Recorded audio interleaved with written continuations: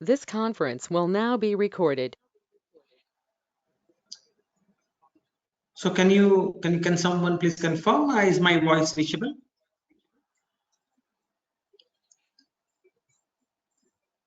It is okay. Okay, great. Okay, and you can also see myself and my screen, both of them. Is that correct? Yes, sir. It's okay. Okay, great. So thank you, Chaudhary, for the opportunity. And I'm also thankful to MBM Engineering College of Jodhpur for organizing this event on behalf of Atal Academy. And we being located in the same city, and at one point of time, in fact, we were also using MBM Engineering College campus of for our academic activities for quite some time, almost 7 to 8 years. IIT Jodhpur was hosted within MBM Engineering College campus. So it's our responsibility and duty to help MBM Engineering College in all possible ways. So whenever Dr. Chaudhary writes to me, I always feel this is our obligation to help the college in a city and see that that college also does a meaningful academic and research activities. So as Dr. Chaudhary has mentioned, I'm not basically someone who works very closely with additive manufacturing, but we are essentially CAD, CAM, and CNC machine tool researchers. So, in fact, the philosophy of additive manufacturing has a big roots connected with CNC machine tools and CAD, CAM. I would say that if CNC machine tools and CAD, CAM would not have come into an existence, you would never have seen 3D printing or additive manufacturing in whatever shape it is today, because the overall philosophical things and prerequisites that are required for the development of additive manufacturing as a process are embedded into the philosophy of CAD, CAM, and CNC machine tools. So we are essentially a research community which works exclusively on CNC machine tools and CAD, CAM, and eventually we changed our focus to the smart manufacturing processes and Industry 4.0, the enabling technologies for the same. And in fact, our group has a big interest in terms of new product design and development, wherein we use 3D printing for getting the first prototype. So what I'm going to do is, in fact, we at an IIT have a full course on additive manufacturing. In fact, somebody who takes an admission in MTech program or somebody who is pursuing a BTech at IIT Jodhpur, they have an option to do additive manufacturing course as an elective. And I teach that course over here, and whenever I teach, the course spans about 40 lectures of time. And what I'm going to talk over here is something that we do in about 14 to 15 lectures over here. So please bear with me if you will see a lot of content, but maybe in today and tomorrow evening session, that is 3:30 to 5, in around 90 plus 90, 180 minutes, we'll try to see what basically is the virtual environment and what we do in around 15 hours of time over here. So I'm, as Dr. Chaudhary has mentioned, I am Kaushal Desai, Associate Professor in Department of Mechanical Engineering. And if you want to know more about our research activities, you can click on the website link given on your screen. So you'll be able to know more about what activities do we do and what are the recent ongoing projects which are of a great interest to us. So today my talk is going to discuss basically about what is the virtual environment for additive manufacturing. Please understand, all the manufacturing processes that you have seen or you would have seen, none of them requires a big virtual environment. They can work without a virtual environment. So what do we mean by virtual environment? We shall be elaborating that maybe in next few minutes.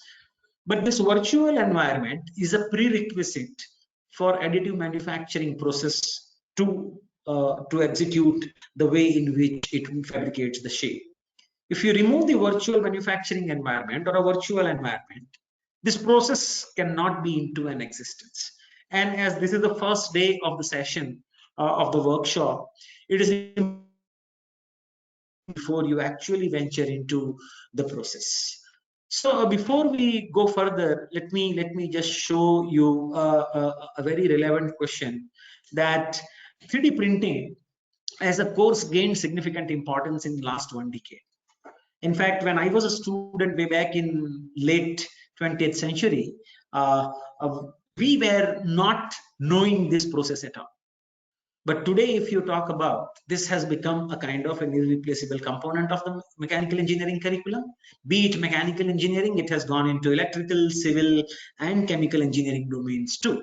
So the process, if you look at 3D printing or additive manufacturing, that has gained a significant traction in last decade. And what you are seeing in in the slide is if you look at total additive manufacturing market, this is a survey that was conducted last year. It says that between 2009 and 2016, so there is about 7 years of time period, the total manufacturing market of AM grew from $1 billion to $6 billion. So it almost grew 6 times. And in 2021, what people have observed, it has almost grown at a similar rate of 31% CAGR in the next 5 years. And people are expecting it to almost grow at a similar pace in another 5 years of time. So what is expected from this report and what is evident from this report is as follows, that it is important when a product or when a technology is gaining a considerable importance in terms of a market share, it is important that you or we as a teacher and somebody who is a student should be knowing about it. If he does not know about it, what will happen is he will be kind of an obsolete. So it is important that we do talk about 3D printing in teaching. We do a lot of research in this domain. If you see a large number of publications that are coming into 3D printing has kind of grown significantly. In fact, there is an agency by the name Gartner, and this Gartner, presents any technology which is coming up new in the market in form of a hype cycle. So what happens is any technology which is new, there is always an innovation trigger. So somebody thinks that this process will be developed. So at one point of time, say if we talk about 3D print as a term, it would have been on your kind of a left side somewhere over here. It would have been. What has eventually happened is what happens eventually with is when you think about a technology, it will, if it's a technology, it will create a lot of hype. And as it will create a lot of hype, people in the world think that, okay, I basically can do anything that comes with this process. So, what will happen is the process, if it is successful, or the technology, if it is successful, it will create a lot of hype. So the expectations would grow. So what you are seeing on a y-axis is expectation, and what you are seeing on x-axis is a time. So what will happen? The process will have, or the technology will have an increased expectation. A lot of people will think, I can also apply this. But when you reach at the peak of expectation, what will happen is you will realize that there are a lot of places where I was thinking I can apply a process, but there will be a reality check. And I find that I will not be able to apply it everywhere. So what will happen? You start falling down. So when you start falling down, this falling down is called as a trove of disillusionment. So, I was in illusions. Those illusions were broken. And now I'm coming to a real expectation level. So that is somewhere over here. And then from there, I start building the process, which is called as a slope of enlightenment. So I start enlightening things. That means, okay, I think this is the domain where I can really apply it. And then eventually the technology matures over a period of time. So any technology that you see follows this hype curve. It begins with innovation trigger. With the innovation, a lot of people get to know about it. So they will think that I can do wonders with this technology. So you will reach to a peak. When you reach at a peak, you will see the real world and say that, oh, I cannot do this. So there will be a disillusionment. A lot of dreams would be shattered. So you go to a ground and then you say, okay, these are the places where I can really do meaningful work with these technologies. So eventually those technologies grow, and then eventually you reach to a plateau wherein you say that, okay, the technology has reached to a maturity level. So this is what happens with any technology. Now, if you see 3D printing today, Vivek, this was published in 2019. So if you look at this, you can see the techniques like material extrusion, that is your fused deposition modeling, has reached to almost a maturity level. There is not much scope of further development into this. Or if you talk about stereolithography, people have realized what all I can do, and now I'm building about it. But then people are talking about, can I manufacture everything using 3D printing, when at one point of time this would have been here. But what happened is now people have realized everything cannot be built with 3D printing. So I can build a few things. So it is almost reached to a draw. Or maybe when we are talking about macro 3D printing of drugs, this is kind of reaching at the peak, and people are realizing this kind of drugs may be built, this kind of drugs may not be built. And eventually something like 3D printing with bound materials, or 3D printing of consumables and personal products. So if you just give an example, I mean, if you say 3D printing of consumable products, what it implies is every individual has a different choice. Can he come to me and say that I want this particular product, and you have a machine that can build a product for him? So this is something that people are thinking, can I do that? In certain fields, it has reached to a kind of a peak of expectations, and now it is maturing. So if you look at different 3D printing technologies which are there in the world, they are at a different stage of this hype cycle. Some more would be eventually in the years to come, because people would still be thinking about innovating this. So in fact, a lot of people, look at this curve in order to identify the research problems and say, this is, hey, what all I should do in terms of research. Okay. So now if we move further, okay, what basically, just give me a moment. Okay. Okay. So if you look at 3D printing, it originated. So I have kept the title of the talk as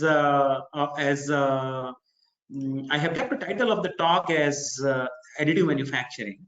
But if you look at historically, this additive manufacturing, just give me a moment, I think the slide is getting some problem. So it was originated as rapid prototyping technique. So in older days, people were building the prototypes. So what do I mean by a prototype? I have some broader idea of a product. And if I want to demonstrate that idea to someone, I would like to quickly build a prototype of the same. Okay. And for the purpose of developing that prototype, the technology was thought, because people wanted to be very sure when they are building a prototype. And prototyping building was not somebody which was a big interest to the industries. The reason being, they spend considerable time and effort in building a prototype, and the prototype being successful, the probability of that is very, very low. So it is important and essential for the people to build a prototype rapidly. So they developed a technique. That technique was based on a 3D printing or a 3-dimensional printing. So when you print a paper, okay, you on an inkjet printer or a laser printer, what you do is you have a sheet, and on the sheet of that you spread an ink, so that you can see the particular letters being generated on a piece of paper. Now, what if I can do it in 3D? That kind of philosophy people used to build these prototypes quickly. That is why the technology was known in older days by the name rapid prototyping or 3D printing. And as I said, it was used to create a system or a part representation rapidly, quickly, before final release or commercialization. So you can say that, if the older days, if you have seen, when you are going to buy a mobile, you will go to a shop and the shopkeeper would show you a dummy. And that dummy is just a representation. It does not have the functionality, but it still gives me a good idea of what kind of product it is going to be. When you want to build such a product very quickly, commercially, effectively, for the purpose of attracting a customer, you can use this. So this technology evolved not to make a final product, but it was developed to build a prototype so that I can represent whatever idea I have.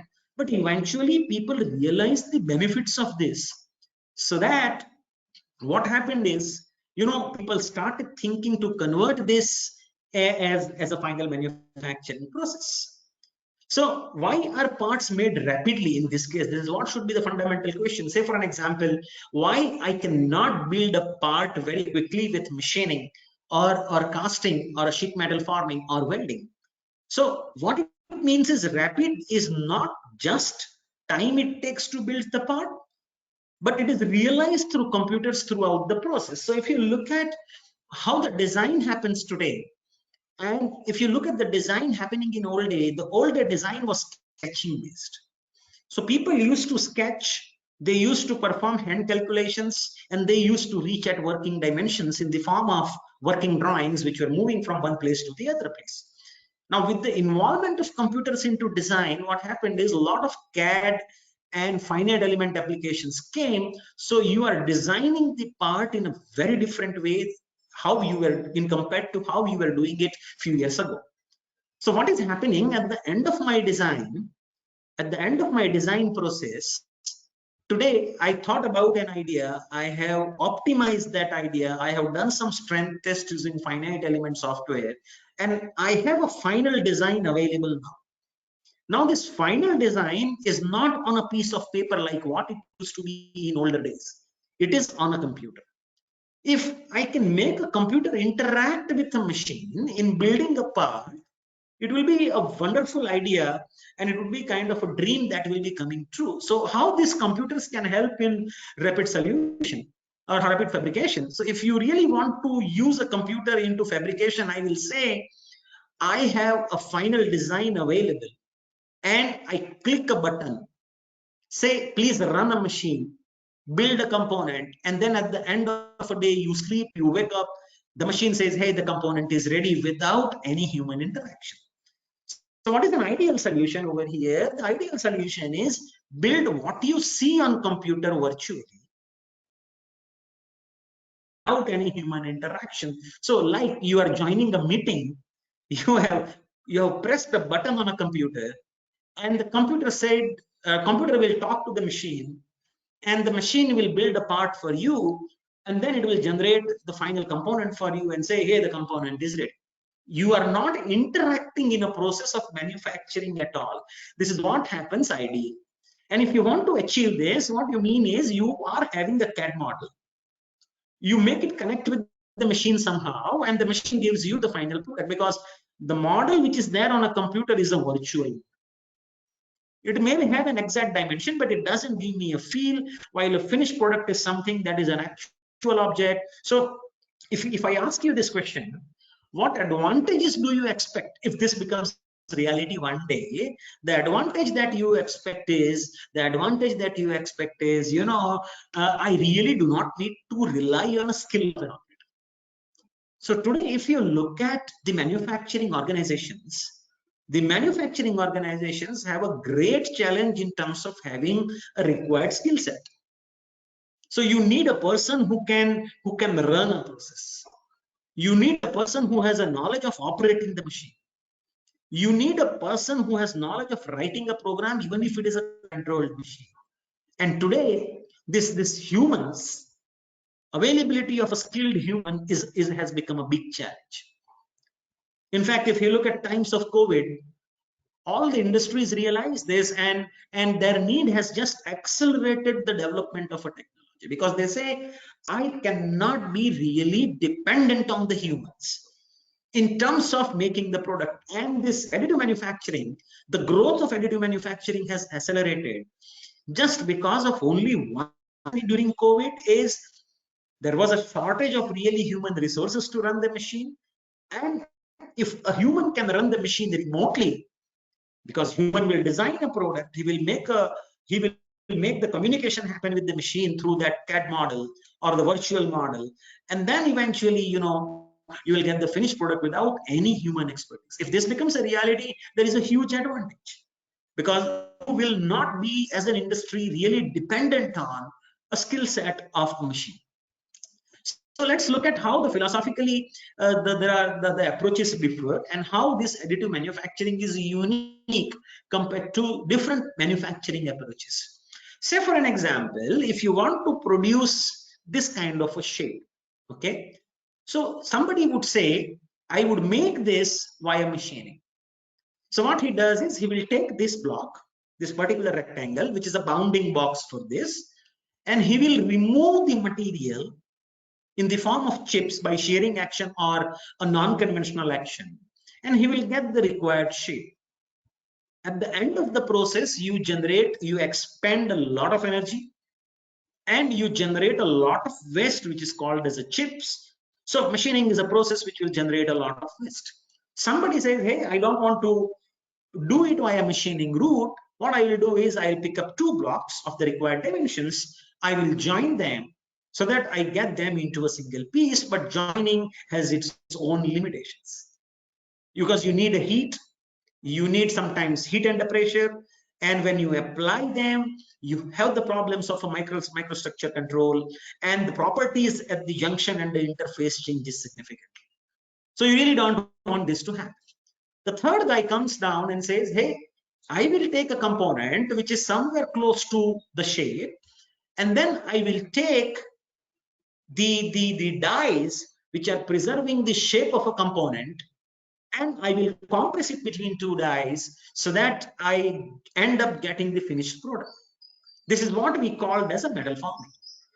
The problem with metal forming is the cost of a die that you use for the purpose of making a component. The cost of making a die is huge.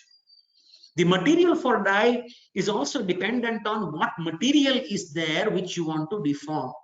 So there is a practical limitation with the forging processes also. Fundamentally, additive manufacturing or a rapid prototyping takes altogether a different route. What it says is, I don't want to remove the material. I don't want to join 2 components. I don't want to plastically deform a component. Rather, what I would like to do is, I would like to take pieces of the desired shape together, and I would join them in the correct sequence like a stacking action. So what do? You must have seen the stack. Stack is you are putting one layer over the other. Eventually, you are building the number of layers, and at the end of a process, you end up getting the final product. So what you are seeing in the slide is, say, this kind of, white lines will show, the red line, that particular slice is eventually one layer. And then eventually you combine many layers, you make sure these lower layers are staying together so that you end up getting the product. So the advantage over here is you don't need to remove any material because you start from 0 and you build a product. You don't need any sophisticated tooling like metal forming. The reason being, you are not deforming the component plastically. Still, you have some problems with pasting of the layers. If somehow you can address this, you will be able to solve the problem to a greater extent.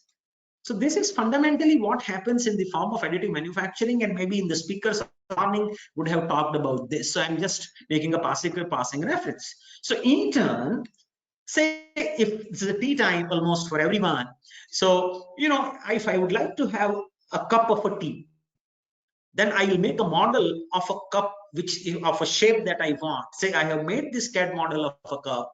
Eventually, what do I do is I build them. I put these layers one over the other, and I end up getting the final cup, which is made by deposition of a layer one by one. Okay, or how is it achieved? If you have a question about that, you say I have a CAD model. Okay, then what I do is I cut this model in form of slices, and then I join these slices together to get an actual object. In fact, the idea of 3D printing is not something which came up recently or a few years ago. In fact, people have found it in ancient times. In fact, if you see the object which is on your right-hand side of a screen, philosophically, the process was existing a few years ago. You can see there are very nice fins stacked one over the other, so that you end up getting a final object like what it is appearing on your left hand side. But what is the essential difference that you have made now is you make a computer model, somehow using computer, you generate this slice model, and then you build a physical device in order to get an actual object.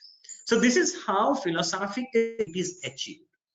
Now, let us go back to our virtual talk, our title of the talk, wherein we said that it is a virtual environment for 3D printing or additive manufacturing.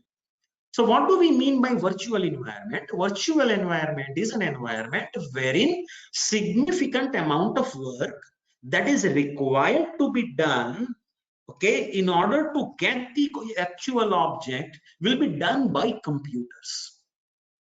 So if you look at this particular process flow, you know, the first step, a CAD model is done or will be developed on a computer.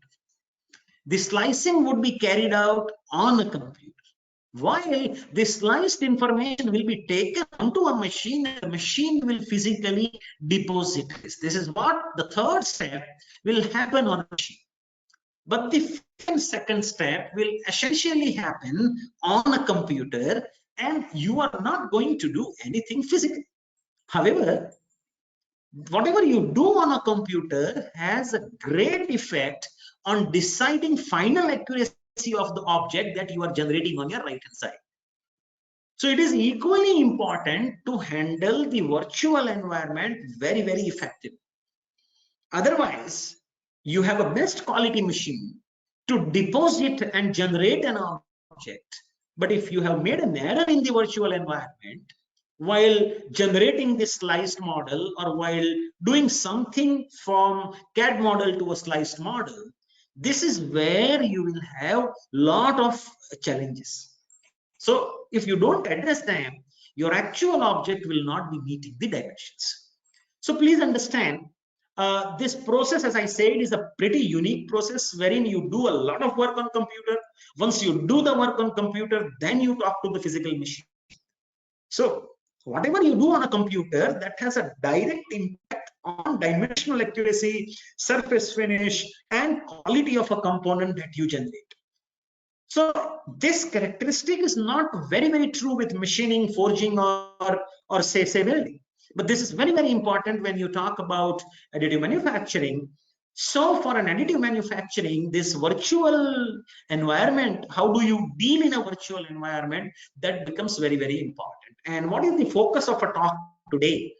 We are going to talk about how do you do this set of operations on a virtual platform so that you end up getting the good quality object. So we are going to talk in this session about what are the challenges or what are the issues that you need to address very, very effectively when you talk about the virtual platform.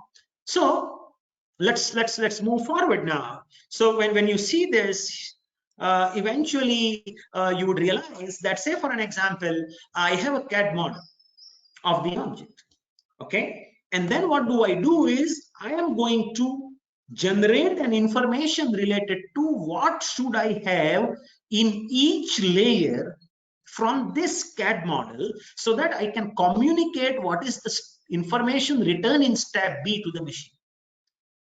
Okay, so what you do is in your virtual environment, you take a CAD model or you build a CAD model. Your customer may give you a CAD model, or if you have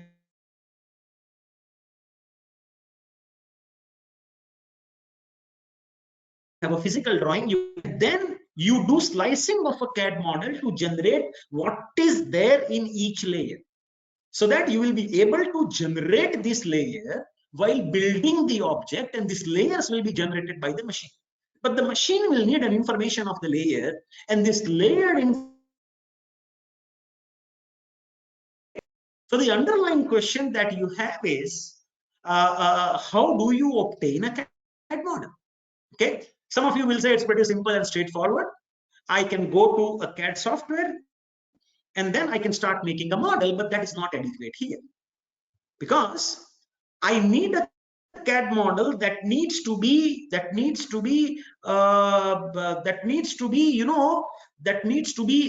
sliced further.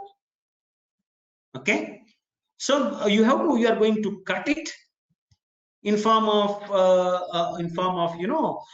the layers, so that this layered information, how do I get from a CAD model? Because how am I going to cut a CAD model? It looks pretty simple. You can take a knife and start cutting the apple. Cutting an apple is much more simple than cutting an object on a computer. Okay, So what manipulations are necessary to get a slice model from a CAD? This is what we are going to talk subsequently. So let's first talk about what is the CAD model? How do you get a CAD model? So somebody says, I want to build this, and he will come with a CAD model to you. So you say that, okay, I have this particular information readily available with me. Somebody who is an age-old industry will say, I don't have what kind of model you are asking, rather I have this drawing. So what do? You will give this task to somebody who knows a CAD package. He will use this information in generating the CAD package or the model which is shown at the top. Third person says, okay, I neither have a 2D drawing nor have a CAD model, but I have an actual object. So what do you do with him is you basically take an actual object, you get point cloud data from that actual object. Maybe you can use a coordinate measuring machine or CMM, or you can use a LiDAR sensor in order to get the point cloud data. And then you can reverse engineer the CAD model from the same. Or somebody who is a doctor and he said that, okay, I want you to build a 3D model of a skull, okay, or 3D model of a stone in somebody's body. So what he gives you is he will give you either a CT scan data, MRI data, or an X-ray data. Then you need a system which can convert this data into a CAD model. Today, all three approaches are pretty popular and they are widely used. The first approach is I build the CAD model. Second is I get a point cloud data from a coordinate measuring machine or a LiDAR, and then I generate a 3D model, or I can take an X-ray, CT scan, or MRI data, and I can get a CAD model. Okay, so I mean, when you develop a 3D model, in fact, those who have done CAD little bit, originally the 3D model was expressed in form of a wired frame. So so the object was generated by a series of wires, and that is how it was mathematically expressed in a computer by a series of curves. And then you say these curves are connected in this section. Eventually people went from a curve wireframe representation to a surface representation, so it was called as a faceted or a tessellated model or an exact surface model. Eventually people went to a solid representation, which is made in the form of BREP, CSG, voxel based or analytical solid model. So your 3D models, the solid modelers that you use, typically Creo, SolidWorks, or CATIA, or those kind of softwares, use this third solid representation when you are building a 3D object. Okay, but then the old day softwares, if you look at, they use surface representation of a wireframe representation, which are kind of obsolete today. People don't use today. Whatever you do with the help of a computer, it is available in the form of a solid representation. Okay, so once you have a solid model available, this is just a passing reference. What do you do in reverse engineering is, this is a very nice example. You must have seen when you go to a doctor to build a cavity after removal of your teeth. I mean, everybody doesn't get teeth removed, but for the older people, when you remove the teeth, to take a replica of the fixation, what do doctors do is they put a softer material in your mouth. Okay, and then they try to get a cavity or a shape of your teeth part. Okay, so what you are doing is you are essentially capturing the data related to the physical object. Then what you do is you develop an image of that. Okay, and then you build a software. Using a software, you will actually build this, and then eventually you derive a CAD model out of it. So this is a very common process which people use today in order to do reverse engineering and then build a CAD model of an object. Okay, but these are some of the tools using which you can reach to a CAD model. This is not of very much importance to us. If you're doing a course on reverse engineering or CAD, this slide and the previous slide is of a very much meaning to you. For a 3D printing engineer, what is assumption is you know or you already have a CAD model. So say for an example, what you have obtained at the bottom, this white colored entity, is already available to you. Now, what do you do after making this is you are having this CAD model now. So what do? Either you did reverse engineering, or you converted 2D to a 3D, or you had a LiDAR data and you build a CAD model. Now, how do I transform it to this? This is what is an underlying question. So how do you transform it? That is, how do you generate a layered information is, if you want to know about this, you need to ask that what is a task? Okay, so the task is slicing.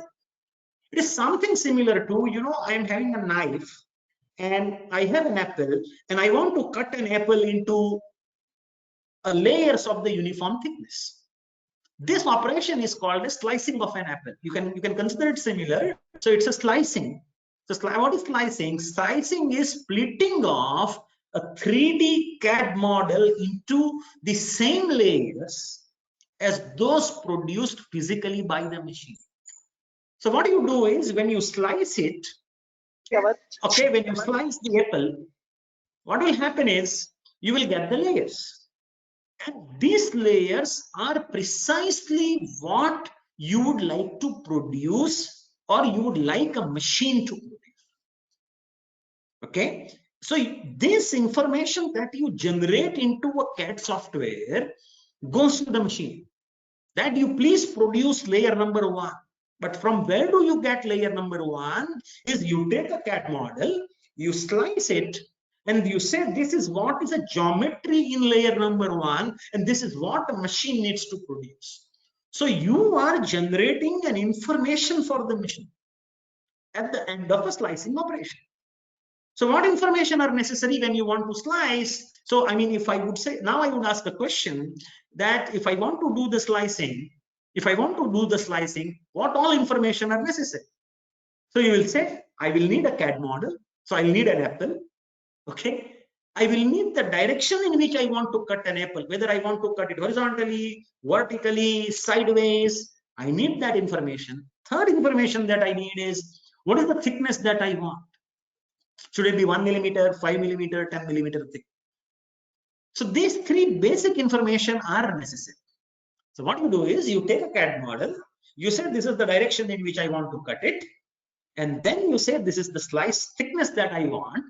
So the software which is sitting in the back of a computer will cut the CAD model into layers of those thickness, and then the direction of a building is also fixed. So in a given direction, it will cut it into that layer, and what it will generate is the slice thickness. Now, what is next? Once you obtain a slice thickness, it's not apple that you would eat, because you have to instruct that to a machine. So cutting of a CAD model, now at the end of this, the sliced information that you generate is called as a SLI format. Sliced layer information or a cutter location path format. So if I have this as an object, say I have cut it vertically, these are the different geometries that I want. Please understand, my direction of slicing is along y-axis.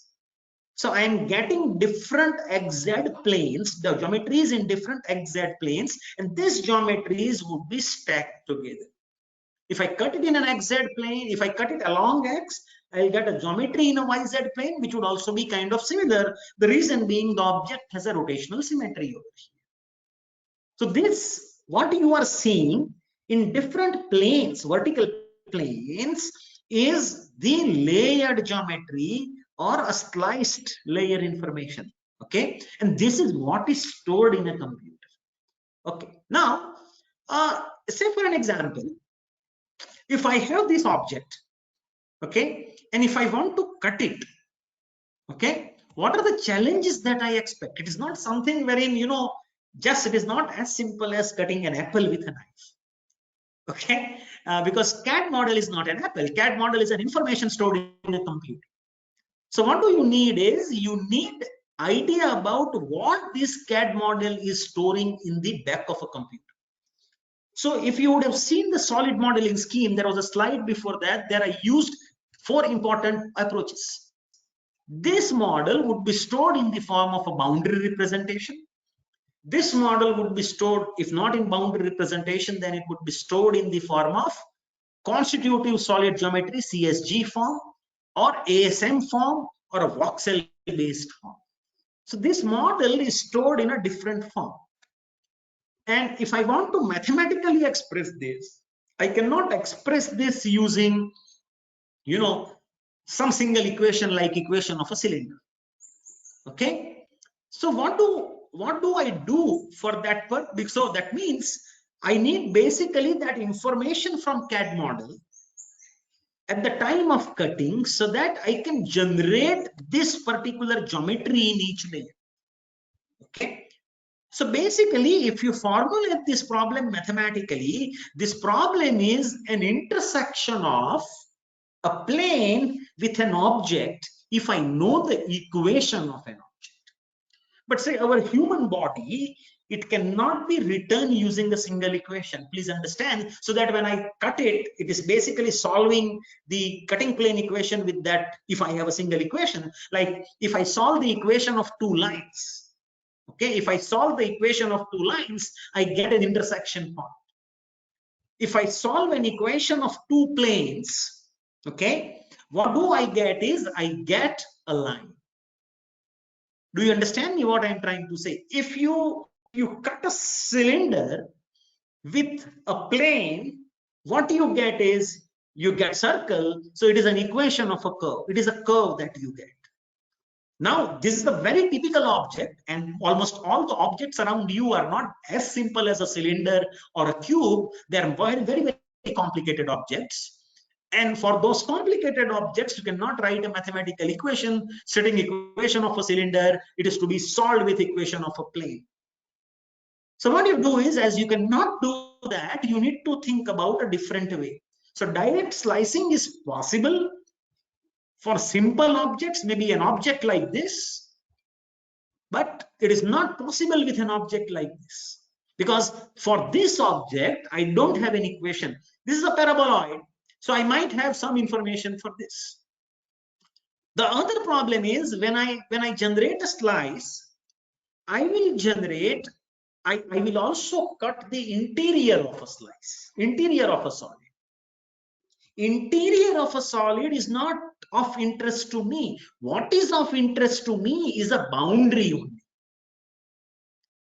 The interior is, because if I define a boundary, I know that there is a material inside and there is a material outside, but a solid will have information inside also, which is of not much use to me. Okay. So the volume information which is there inside the solid is of not interest to me. Only boundary or a surface information is important. So people thought direct slicing is not a good way because I will get a lot of excess information, one. And for complicated objects, I don't have any equations, I cannot slice it. So I have to think about a different way. So what people thought is, they say, if I want to obtain from what is there from a left-hand side to what is there on the right-hand side, what is there on the right-hand side are the contours that are there in different layers. Okay. And this contour tells you a boundary. It says inside this contour there is a material and outside this contour there is nothing. Or sometimes inside there is nothing. Say if you have a hole, inside there is nothing, but outside you have a material. So this kind of information that I want, so that my machine can deposit the material in this area while developing the layer. Okay. So how do you do that? Okay. So what do you do is, if you do it with the analytical objects, you can do that. But the problem is it is computationally intensive and extremely inefficient. You need large scale manipulations. You need, a superpower computer to do that. And nobody is going to have a superpower computer. So what do you do is you basically use an approximate approach, which is called as a tessellation of a CAD model. So what do? You have a CAD model, you take it to a software which does tessellation for you. So what is tessellation? That is what we are going to understand now. Okay, so tessellation is a process of facilitating the slicing of an object using an approximate approach. Okay, so what is tessellation? You must have, tessellation is again not a new word to you. You all have seen tiling. Okay, so say for an example, such a beautiful looking floor geometry. How is it developed in our home? It is developed by tiling using one or more geometric shapes, which are called as tiles, and then you are ensuring that there is no gap and they are not overlapping each other. So you can produce a beautiful design. Just look at this. How are these cooling towers produced? It's a beautiful three-dimensional structure. You cannot produce it in just one go. What you do is you put this kind of discrete plates, you fill concrete into that, and you get this shape. Or this is something which is called as a convocation hall of IIT Delhi. Look at a roof or shape of a roof that you have. It's extremely complicated shape. And it is not made up of metal, it is made up of concrete, which is a brittle material. So it is not bent. Okay, so it is made from a concrete, and you can see you have put in very small tile section. Or just look at a roof of a mosque, a roof of a temple. What do you do is you put a very fine blocks to give it a nice curved shape. This was a forward approach. What you do is you take discrete tiles, give them some shape, so that the overall structure as a single piece looks beautiful. Over here, the objective is reversed. You already have a 3D object, and you want to break its surface into very fine tiles, which are particular geometric shapes. So what do you do? A curved shape now would be approximated using a set of standard geometric shapes, and simplest of all geometric shape, if you look at a tile, is a triangle, because it needs minimum number of points. So even if you look at finite element things, triangular mesh or a tetrahedral mesh was the primary reason for that, because it has 3 edges, 3 vertices, and they together constitute one face.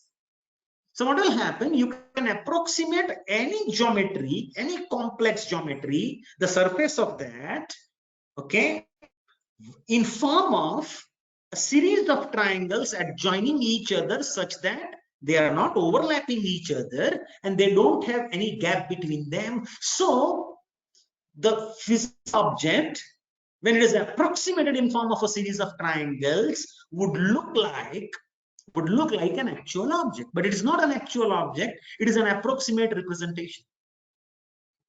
Okay, so this is what you do philosophically when you do tessellation. In fact, not you, your CAD model or your software does. So you take a CAD model, you have written a software that says, I would like to approximate this in form of a tessellated model. So what it does, it will pick up tiles of triangular shape, join them together, and build an object which looks like your original CAD model. So this is what you do in case of a tessellation. So if you want to summarize the journey, you transform the CAD model into a tessellated model, and this particular process in a software is stored using a file called as star.stl, and that STL stands for stereolithography, as lithography was the first process developed for 3D printing. The other name, which is more popular today, is called a standard tessellation language. The word tessellation coming from the triangular faces. And why triangle? Because triangle is the face with the least number of vertices and least number of edges. So it is the least complicated polyhedron. Okay, because if you have a square which is with 4 points, okay, what happens is all 4 points need to be in a same plane. But when you pick up a triangle and you define a plane using triangle, all 3 points would be collinear by default. So you don't need to put an extra condition in the software stating a 4th point should lie on the same plane as defined by 3 points. So the obvious choice for an engineer who were building a tessellated model was a triangular shape. So they have not gone beyond a 3 shape. So it was originated by a company in the United States called as 3D Systems, who made a first 3D printer way back in 1989, because they said, I need to have an interface which will connect a computer to generate a layered information. Okay, so what it does is it encodes 3D model information, that is, it describes geometry only without any representation of color, texture, or common model. So you don't have a color information, texture information, which is there with a solid model. With the tessellated model, all this information, when you convert it to a tessellated model, gets lost. Okay, and actually, if you want to look at, this is something similar to a surface mesh operation. So when you do a tessellation, it will convert a surface into a mesh of tiny triangles over the surface defined by the user. If you talk about 3D meshing, it will be tetrahedral elements or brick elements, but over here it's a surface, and the surface is broken into a set of triangles. Okay, and these triangle sizes are defined by the user. So let's say that if you really want to tessellate a 2D outer surface of a 3D model using tiny faces or triangles and store the informations into a facet file, let us say I have a cuboid. Okay, so this cube is having 6 faces, 8 vertices, and 12 edges. Okay, but the faces of this cuboid are in the form of rectangles. If I want to tessellate this, when I tessellate, each surface, each of its 6 surfaces will be converted to triangles.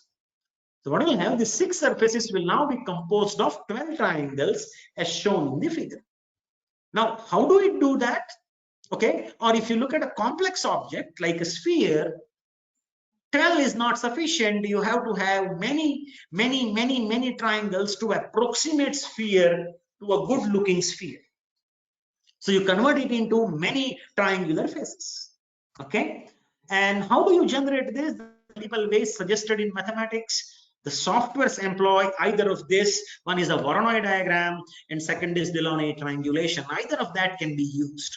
So as I said, when you do a course for 14 lectures, in fact 2 lectures we exclusively spend at IIT in terms of how do you generate this triangulated information. We are not going to talk, those who are kind of enthusiasts, we are not going to talk it over here. Those who are enthusiasts, they can Google what is a Voronoi diagram and what is a Delaunay triangulation and how it helps you in generating the triangulated information from a 3D object. That is what idea it should give you. In fact, these algorithms are coded into the software, and then you will be able to build a tessellated information from this. So just say for an example, this is a slightly complex object than what we saw in this slide. Okay, so what you do is when you convert into an STL, this is how it looks like. So it is now converted into a series of triangles which are adjoining each other in order to build a model which looks like what it was earlier in case of a solid. So there are 2 approaches. Now, so what will happen? Once I have converted this into a triangulated information, I need to store this information into a computer because I will be using this. If you look at, don't forget, why did I do that? Please understand. Why did we do that? Because I cannot cut what is there on the left hand side. So I wanted to take it to a format which can be cut, as I said in the beginning, so that I can generate what is the geometry in each layer. So yes, I want to do that. I need to store this information, and this information is stored using either of the 2 formats. You can use an ASCII encoding format or you can use a binary encoding format.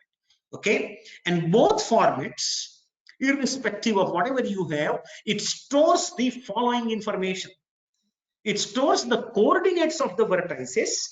So this both formats store the information related to triangles.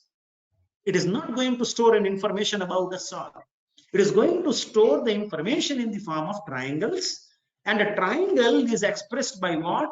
A vertices, and these vertices will be stored in form of coordinates. Okay, and then it is going to store the information about a unit normal vector to the triangle. So you can see there is a unit normal vector which is shown with an arrow in the figure. Now what is this? This is the direction. You say the direction in which there is a material or there is no material, because you need where it has to deposit. So you need a normal. This normal information will tell you on the left hand side there is a, on the other side of this or on what side of this triangle there is a material, because the software needs to generate an information where I have to deposit. So when you look at this file format, so once you generate this to a right hand side entity, and if you open up this ASCII or a binary file, this is how it looks like. The ASCII encoding format looks like this, while a binary encoding format looks like what it is shown at the bottom. I'm not going into much detail. When we meet in the lab class tomorrow, we shall be talking about this. Into a more detail, that what is this ASCII encoding format, but you can see it is storing the information related to vertices. So vertex 1, vertex 2, vertex 3, it's a triangle, and each vertex has 3 coordinates: v1x, v1y, v1z, v2x, v2y, v2z, v3x, v3y, v3z. And then there is an information related to normal nx, ny, and z. These are the normal components in x, y, and z direction. And this information is about one triangle. So if you have 100 triangles in a CAD model after tessellation, such 100 information will be there. The first line of an ASCII will be solid, name of a file, and then last line would be end file, and the information would be stored between facet to end facet. This is one facet. Similarly, facet to end facet, second facet, third facet, nth facet. While another format which people developed is called as a binary encoding format, which is slightly complex compared to what it is, but it is more efficient in terms of a storage. But still, you can see you store vertex 1, vertex 2, vertex 3, normal vector, and then this kind of information will be there for all the vertices, all the faces that you generate. So if you have 1,000 faces, 1 million faces, it's going to have such 1 million information. Okay, we shall talk more about this when we meet in the lab class tomorrow. Okay, now you just cannot, everybody, see, any software builder, when he develops such a software which can convert a CAD model into a tessellation format, he needs to follow some rules so that everybody gets a similar answer. Otherwise, people will get different answers at different points of time. So there are certain rules for Stl format. Okay, so what are those rules? The first rule is called as a vertex rule. So each says each triangle must share 2 vertices with its neighboring triangle. Just say for an example, this kind of triangulation is not allowed, because what does it say? What does it say? It says that each triangle must share 2 vertices with its neighboring triangle, which is not correct. Look at a center line. Okay, the triangle on the bottom are not sharing 2 vertices with the triangle on the top. So how do you resolve this? What is the correct situation? The correct situation is something like this. The correct situation is this. This is a valid thing. So everybody generates a similar kind of information. The second rule is called as an orientation rule. So it is about the orientation of a facet. That is the way in which in the 3D object and out of the 3D object is specified. So if you want to specify a normal should always point outward, and the vertices should be listed clockwise. So say a top point is numbered as 1, okay, the 2 should be numbered towards the counterclockwise side. The 3 cannot be numbered as 2. 3 has to be numbered as 3, while a 2 has to be numbered as 2. Now, why this? Because it is as per the right hand rule. So as per the right hand rule, what happens is, if I take a right hand, you look at the direction of a thumb and direction of a finger. The finger moves in a counterclockwise direction and the thumb points an outward. So this is as per the right hand rule orientation. So every triangle vertices must be numbered 1, 2, and 3 like this. Okay. The fourth rule, this is important because it is useful in spotting the inconsistency and corrupt thing in the data. The next thing is all positive octant rule. So what it says is the entire object in a 3-dimensional octant system, because you know the entire 3D space can be divided into 8 octants. Like you are dividing a planar space into 4 quadrants, the entire 3D space can be divided into 8 octants. And the first octant, okay, will show all positive. Now, all the entire object must be lying in all positive octant of a 3D Cartesian coordinate system, which is marked by number 1, you can see. Now, why is this? Because if my entire object is lying in first octant, no x, y, and z will be negative because it is lying in a first octet. So what I need is, when I'm storing the information, I will be able to store the numbers without any negative entry. And for storing a negative entry, I need an extra field, I need an extra character, I need extra definition. This was very, very important in older days. Not older days implies 1990s, when the system was thought, because your computers were not powerful as it is today. So this was the major challenge. Okay, so that is why people made this as an all positive octant rule. And the last set of information is why this rule, as I said, it saves a lot of storage space. Object lie anywhere in the space. You have to tell negative coordinates to appear in a file. And in those who know a little bit programming, they can say you need assigned floating point numbers that are required to address one extra bit. And last is a triangle sorting rule. So when you write, say for an example, if we go to the previous slide, say this one, in what order the triangles will appear? Which triangle has to come first in a file, and which triangle has to come later, and which triangles have to come last? So the process for that says you have to follow triangle sorting rule, that is, triangles have to appear in ascending Z value. That is, triangle with the least Z value will appear first, while the triangles with the higher Z value will appear later in the file, with the triangle having the largest Z value appearing at the top. I'll give this question to you as a homework to think, why such a rule? Why such a funny rule? Why I cannot put triangles in any random order? Please think about it. Don't ask me this question as Dr. Chaudhary has put up a note stating, please put your questions for the speaker here, so you can ask me question other than that. This is the question for you to think as a homework. Okay, so what will happen? This STL file is an approximate information. So what you do is you take a CAD model, you approximate it in the form of triangle. You can always approximate it into a minimum number of triangles. Say if I want to approximate a cylinder, I can approximate it as a tetrahedron. But the problem with a tetrahedron is it will have a very few faces, but I will end up making a very poor approximation. My file will be very light. But if I want to approximate a sphere to a very good accuracy, I will reduce the size of triangle. When I reduce the size of a triangle, what will happen? Number of triangles would grow. I will approximate better, but my file that I generate will become very, very heavier. So when there are now tools available that will help you to optimize the STL so that you are not becoming very, very approximate at the cost of things. So I mean, how will you select the right STL dimensions? If you ask me, it is controlled by user based on application, and it is irrelevant to reduce size indefinitely, as machine may not be able to produce it. So somebody will say, make STL, I don't have a problem of a memory. Please make very fine triangle sizes. But the problem with very fine triangle sizes is sometimes your machine is not able to produce it. So when your machine is not able to produce it, why should I generate it unnecessarily a huge file, which might slow down my applications at all? Okay, so how to control this? You can control the dimensions of an STL file by two approaches, by two parameters. One is called as a chordal height, and second is called as a chordal angular deviation. So if you recall that cylindrical object which you saw, you know what it was doing? You can see it approximated it in form of a triangle like this.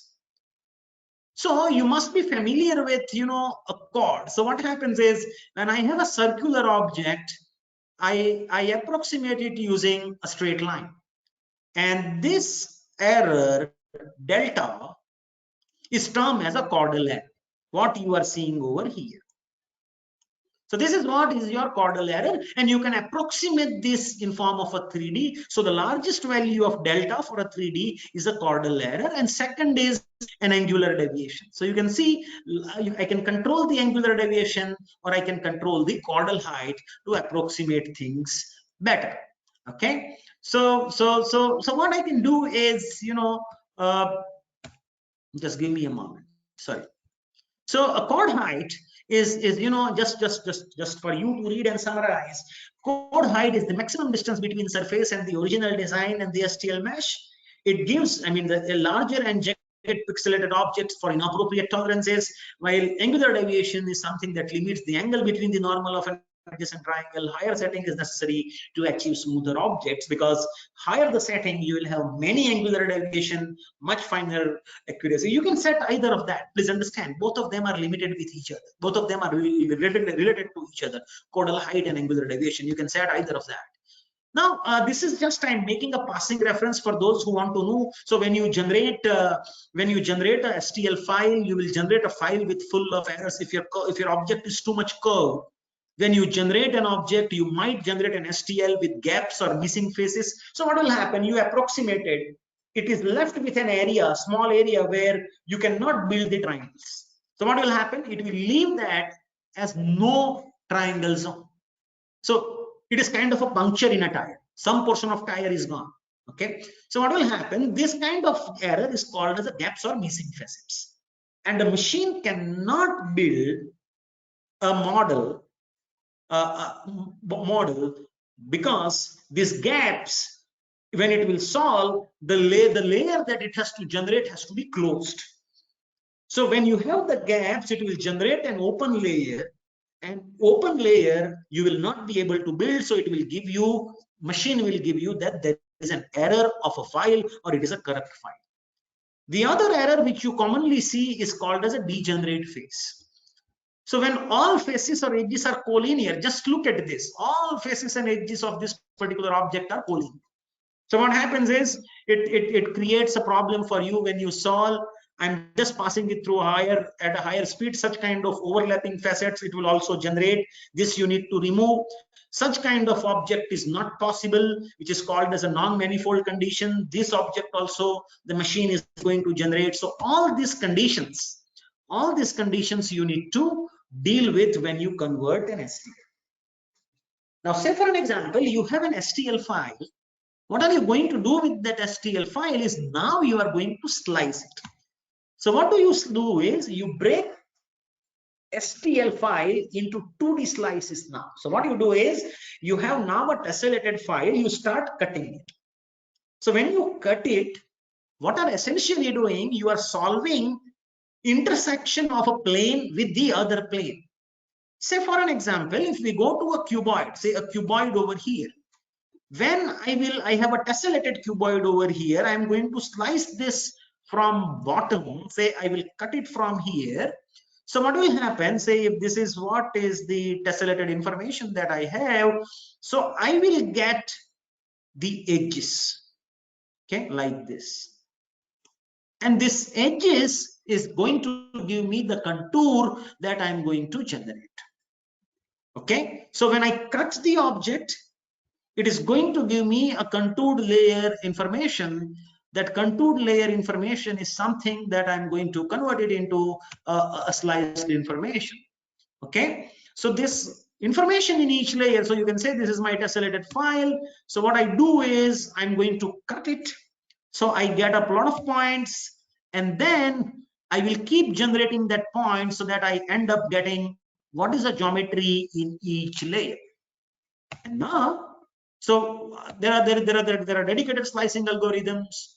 I'm just showing you one of the slicing algorithms. So what you do is you extract faceted data, you scan each facet data, you get the vertices, because when you solve the intersection, you will get the vertices, you will compare it with the cutting plane, you will store the intersection line, because when a plane and the other plane intersects, a cutting plane and the other tessellated plane intersects, you get a slice, you store the intersection line, you scan all the facets, get all the line, you get a contour. So how will you devise an algorithm? So there you can devise a very simple or a very powerful algorithm. This is one which is very common. You can see. So what you can do is you can do all vertices lying above or below plane. You eliminate them. You single vertex lie on a plane. You have two vertices lying on a plane. You have three vertices lying on a plane. All these conditions you can check. Okay, so just say for an example, this is vertex 1 and this is vertex 2. This is where your intersection plane is. So this is where it is lying. So what I do is I just look at this point and this point, okay, P1 and P2. Okay, I will look at all the points P1 and P2. I will look at Z of my intersection plane. I will look at Z of P2. I will look at Z of P1. If I will only check the edges which has Z lying between P1 and P2 correspondingly, only those edges will be solved. I will solve the line. When I have all the lines, I will connect them together. Okay, so this is what you can do. I am just rushing through because we are left with about 5 minutes to complete. So this is what you can do one by one. And then once you all lines are checked, you move to a next plane. You keep doing that. And this is how the algorithms are built. This is just for the sake of knowledge and sake of curiosity. So you should see that you have a slicing. You'd say you have a gap here. So when you have a gap here, what will happen? You have to eliminate that gap. And STL file with the error called as a gap, which I talked a few minutes ago, it will not obtain this. So what will happen? It will keep printing outside. These are called as a stray scan vector. So your machine will generate an error that, hey, this is something which is going to create a meaningless thing. So what you do is you try to repair this STL file. Okay, you try to repair this STL file in terms of closing of a gap. So you get a line over here, and this line will make sure that the entire geometry is in the form of a required thing. So what do you do is now you have this contour available. What you do is within that contour, you generate very fine points, which is called as a grid point. Okay, once these grid points are generated, you try connecting these grid points to get the path, because this is where your nozzle is going to move to deposit the material. It's not something wherein you are going to put a wood over the other wood. So if you are having an FDM, you are going to put a deposited material in form of a nozzle. So you know the diameter of a nozzle, so you can create an offset distance between this grid point, and then you can generate different strategies, in fact. Okay, say for an example, this is one strategy called as a unidirectional to trace the vertices. Another is bidirectional, or possibly you can also talk about a modified zigzag. There are n number of strategies which people try to explore. In fact, if you really want to see, this is what we have tried to build a 6-axis 3D printer in our lab at one point of time. You can see what we are trying to do is we are trying to generate the path. So what I have defined is I have a layer, and I'm trying to, generate that layer in the form of movement of a nozzle. And then this is a robotic arm actually, which is doing a 3D printing. So this is how I end up getting the final part. You can see it is building. Eventually it lifts the platform, and all these things are controlled by a motor. So this thing will generate an information for motor motions. Okay, so any 3D printer, be it Cartesian, this is something which is 6-axis robotic arm. So this robotic arm can do, and then you can see at the end, these are the different layers that you have built over a period of time. Okay, so there are, I'm just making a passing reference to this. Depending on the application, this is how you can do within, if you are going to deposit the material inside, or you are going to deposit the material outside. There are different strategies available. Now what will happen when you slice it? You are going to create a hell. I mean, if your object is oblique, it is not something which is like a cuboid, rather it has an inclined plane. So what will happen when you have an inclined plane, you are going to slice it in form of rectangles. So what will happen? You will have this amount of place where there is no material deposited. So if you look at, say, over here, similarly over here, here, at all these places, you are not going to generate a material. So what will happen? Because you cannot deposit partly, you will deposit it full. So what will happen? All these things you will leave in terms of deposition of a material. This portion is called as a cusp. On this effect, you can have in form of stairs, and this effect is called as a staircasing effect. So this staircasing effect is very common in curve. You can think about, if I want to minimize this, how can I minimize? Consider taking this as a homework, that if the staircasing is to be minimized, what are the options? I will ask you tomorrow when we do the lab class, that how can you minimize the staircasing effect that you have. Okay, so let's move a little faster now. I mean let's stop here. Okay, because this is something that this is what is basic. In fact, there are many other interesting slides which we talk about calling as a containment. So if I have a shape like this, how do I trace it? because if I trace outside, I will have all this jagged effect projecting outside. If I leave it inside, I'll have this kind of thing. So how do I generate? So how do I optimize? This effect is called as a containment effect. So how do you minimize? This is what you have to take as a homework. When you do 3D printing, if you have a structure like this, you want to build Y, H, or T in this standing orientation, what will happen is you cannot deposit the material directly over here in form of a layer. Otherwise, what will happen? This material would fall, or when you deposit, this material would also fall. Okay, so what you need to do is you need to build a support structure. Okay, so how do you build a support structure for this? Is just give me a moment. I think again there is some problem. Oops, sorry. Yeah. So what you do is you try to create, a structure like this artificially. This is also a very interesting problem that you can design. You need a software that can tell you whether you need a support structure or not, because when you put the drawing on a machine, because this is going to happen all online, so just looking at a geometry, it should be able to realize I have to build the support structure. And this information of building the support structure also, it has to generate. Again, you can take this as a homework, and there be a better way to do this. In fact, this we shall skip. You can orient it in different ways. These are different styles which we shall touch upon if we find some time tomorrow regarding different support structure types. We shall talk about it. So how can you minimize? Okay, there are other softwares also which are available now, which are called as a build time estimator, machine setup estimator, process monitoring and simulator estimator, cost estimation system. So this is all what you can find before actually you start building a component. You know exactly how much time you are going to need to build a part. So it will give you exactly, after so many minutes or so many hours or so many days, a next would be loaded.